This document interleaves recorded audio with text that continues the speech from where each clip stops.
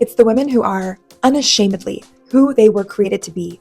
Those women are, in my opinion, the most beautiful. And so that's what I want to talk about today. And I want to give you a couple of tricks I've picked up along the way to be that person as best as I can in my life.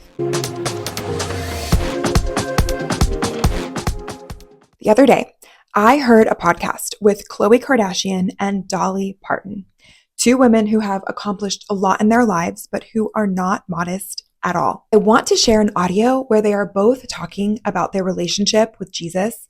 It honestly blew me away the way that they spoke about him, because they talked about him as if, kind of sort of displaying this very intimate relationship with him. And they really made me believe it. I don't think they're lying, but their outside did not reflect what's inside.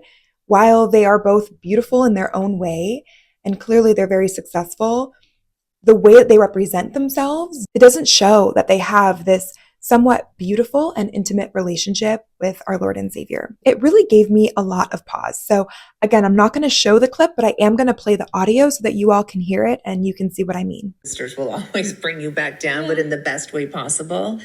Is that something that rings true for you? Yeah, I think so. But I think just the way that I grew up and the way that I do believe in God, I don't believe in idol worship. In fact, being in show business, and when people kind of, it's like those of us that people literally, the way they follow you and the girls, and the way they follow me, it's like, I've asked God every day, do not let me fall under that. Let me, if they see something good in me, let me find my way to give that back. So I think you have to be very careful, but that's why one of the reasons I stay very humble and ask God to keep me humble and to keep my, I could say my feet on solid ground, but with these heels, but I'm still grounded. Even with these high heels, I'm still grounded in my faith. And do you have a go-to prayer? Are you conversational with God? Well, I talk to God like he is in fact, sometimes it's just, Father in heaven, I say, hey, Dad. So I talk about everything. I talk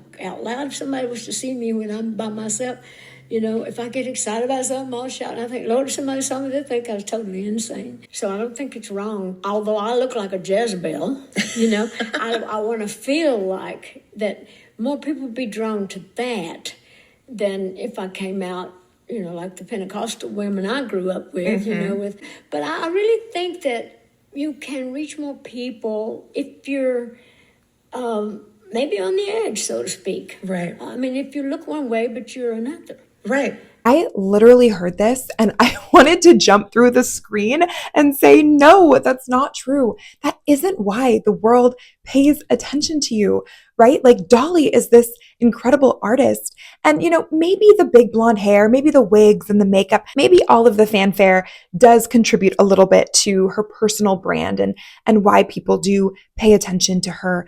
But I don't think it's the immodesty and it's the showing off her body. I think it's more the costume and how that costume actually does represent this very specific character that Dolly plays. And I think the same goes with Khloe. But you don't need to be immodest or show off your body to accomplish any of that. And Dolly certainly does not need to show her boobs in order to be the amazing artist and businesswoman that she is. It's the women who are unashamedly who they were created to be. Those women are, in my opinion, the most beautiful. And so that's what I want to talk about today. And I want to give you a couple of tricks I've picked up along the way to be that person as best as I can in my life. For those of you who don't know me, my name is Janelle. I'm a Catholic wife, mom, and YouTuber. I'm also getting my doctorate in theology, and I have degrees in sociology and education. So I'm so glad you're here. Thank you for joining me. On this channel, I talk about culture, Catholicism, and ancient spirituality. So I hope you'll subscribe and join me along the way. Ever since I shared my most viral video yet, which was on modesty, I have been thinking about doing this part 2. So many of you in the comments said that you wanted my advice, you wanted fashion advice, you wanted my tips and tricks. But I'll be honest, I have been hesitating because I also got reamed in the comment section.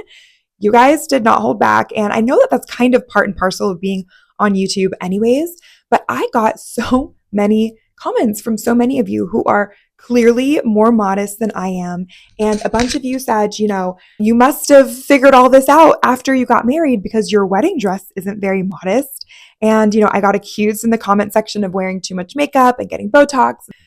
Guilty as charged. All of this is true. But even things that I thought were modest, like I wear one pieces in the pool, like I, cover myself up mostly. I basically never show cleavage, right? So many of you in the comments said, one pieces are not modest, even if you're at the pool, even if you're within context. It really struck me. Maybe I felt a little bit of imposter syndrome. So I've realized that there are many different schools of thought here. To me, modesty has a lot more to do with respecting my body, with dressing myself such that if I ran into like my pastor, would I feel uncomfortable in my outfit given the context? Okay. But guys, like I am a normal person. I go to concerts, I have girls' nights, I have 3 kids, right? And so I am often running around town in a t-shirt and running shorts, and I'm just living real life over here. If you are looking for a way to dress more beautifully while being modest, such that you are bringing attention to your face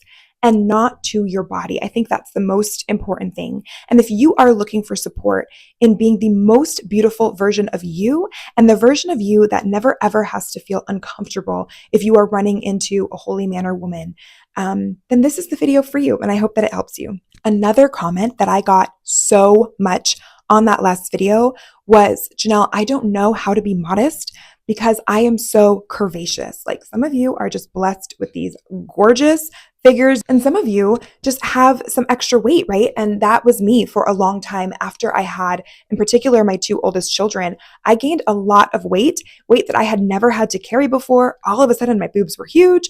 And I just really, like, I never got used to showing cleavage because I never had any cleavage. But it got to a point where I was like, what do I do with these things, right? Like, it was really, really difficult. And I started feeling like I could only wear necklines up to here, but then that made me look ginormous. It brought attention to it even more, if you can imagine, because the shape of them was so obvious. And so anyway, finding necklines for that was really, really hard. And so I'm really going to try to speak to you here as well. So again, one of the most important things that I think we can discuss here regarding practical advice towards being more modest is bringing attention to your face. And one of the easiest ways to do that is by wearing an outfit that is monochromatic or as close to monochromatic as you can be. You want to dress in a way that makes your face and not your figure the most prominent. And so monochromatic means that you wear all the same color, top and bottom. So this is pretty easy to do actually once you start looking for it. So I love dressing monochromatically. It's something that I have kind of adopted as part of my kind of signature outfit, if you will. Black on black, maroon on maroon, green on green. And if I am going to break it up, let's say I'm going to throw on a jacket. So today's a good example. I'm wearing a black one piece, a black outfit, and then I threw on this blue button up. And there are colors that go really, really well together, and there are good colors that go on top of everything. And blue is one of those colors, like pretty much no matter what color you're wearing underneath, if you throw on something blue, if you throw on something cream, if you throw on like a rich brown or an olive green, that is going to look very, very chic and well put together. But the most important thing is at the bottom and the top, or the dress or what have you, that it's all one color and that it is part of your color scheme. So make sure that you do your colors. This is pretty easy to do. I don't think you need to go and get them professionally done or anything. What I literally did was I just stood in front of a mirror and just put colors up to my face.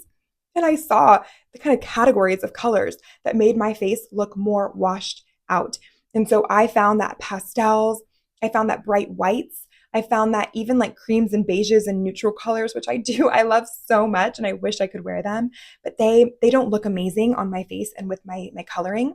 I look really, really good in jewel tones. I look really good in sort of like this deep fall aesthetic. So olive green, off blue, light blue even, because it matches my eyes, so that can get thrown in there.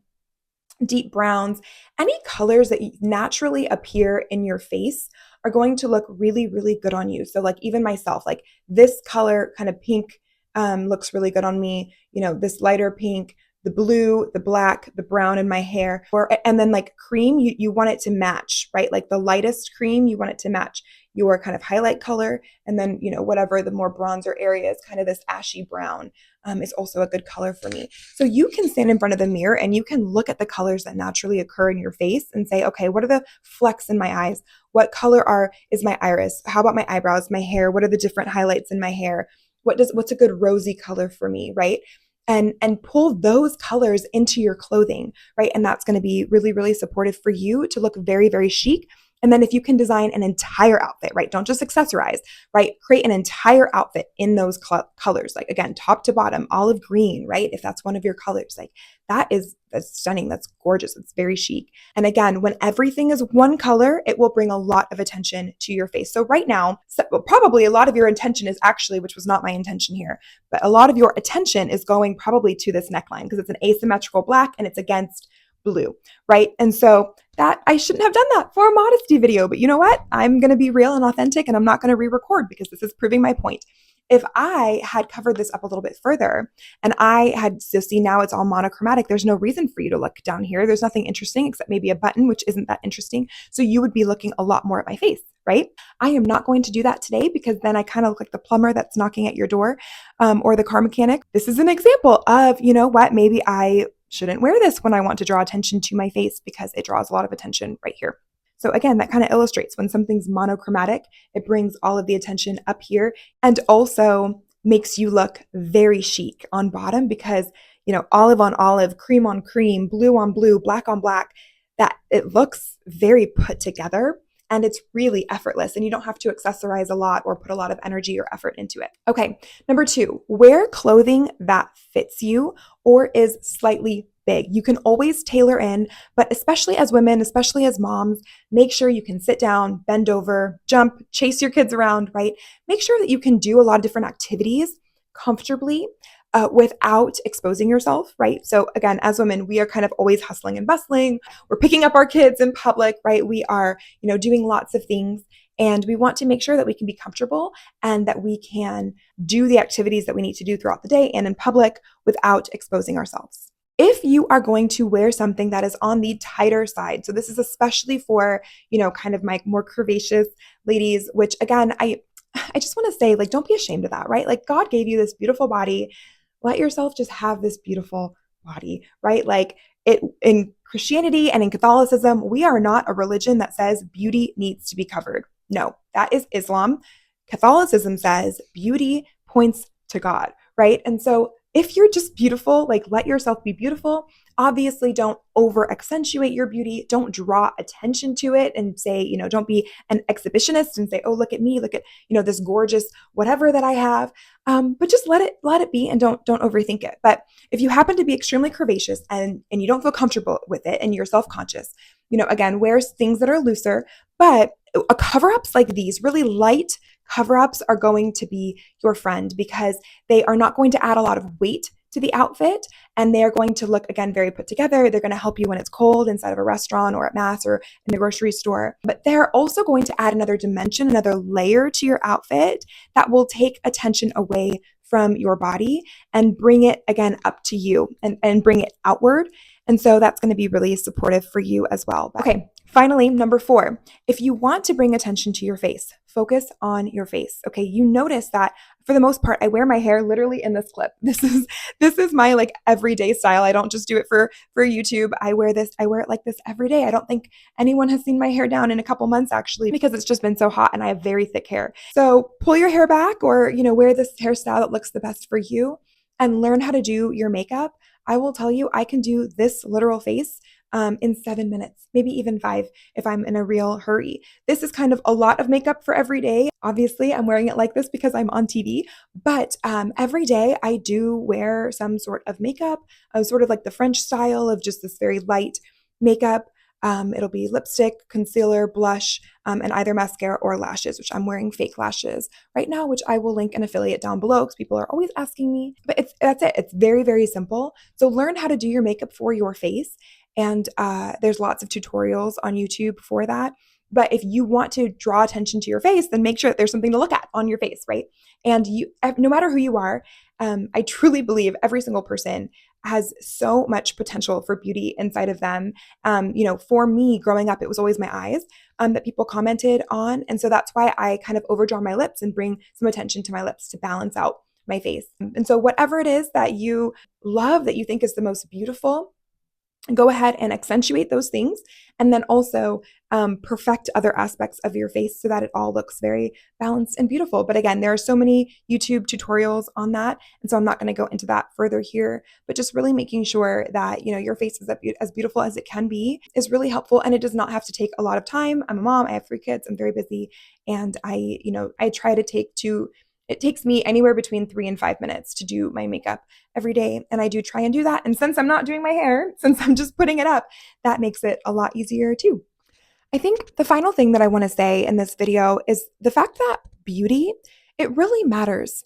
It really, really matters. And I know that in today's day and age, I mean, basically like 90% of men look at porn, which is disgusting and awful. And I think women, we can really scare ourselves into not wanting to be beautiful out in the world. And because we are walking around, and it is highly likely that in our everyday life, as we're grocery shopping or taking our kids to the park or doing our normal everyday things, that we are going to encounter, or at least walk past, men who are addicted to pornography and who are really disordered in their sexuality. And that can scare us, right? And certainly we don't want to lead anyone astray, but we also don't want to become the objects of objectification, right? But I really want to send home this message that we are daughters of the King. We do not need to walk around afraid. We certainly need to walk around with a level of self-respect. We need to love ourselves, but we also need to remember what the Catechism of the Catholic Church says, which I'll go ahead and read it to you. It says, "Truth is beautiful in itself. Truth in words, the rational expression of the knowledge of created and uncreated reality, is necessary to man. Even before revealing himself to man in the words of truth, even before the Logos, God reveals himself through the universal language of creation." So beauty, it's not superficial. It's a way in which we can encounter God. It's a way that God reveals himself to us. And the beauty of woman is, in particular, I think, the way that God reveals himself to man. And so if you can walk around this beautiful world and you can be your most beautiful, your most radiant self, if you can truly treat yourself like a daughter of the King every single day and recognize that your beauty matters, I think you'll do a lot for God's kingdom. So God bless you. Thank you so much for listening. If you liked this video, I hope you'll subscribe and stick around for more. Please send it to someone who you think might benefit from this. In particular, if you're a man watching, I know I have a lot of gentlemen who join me. Please send this to your wife or any woman that you love, and I will see you the next time. Bye, everyone.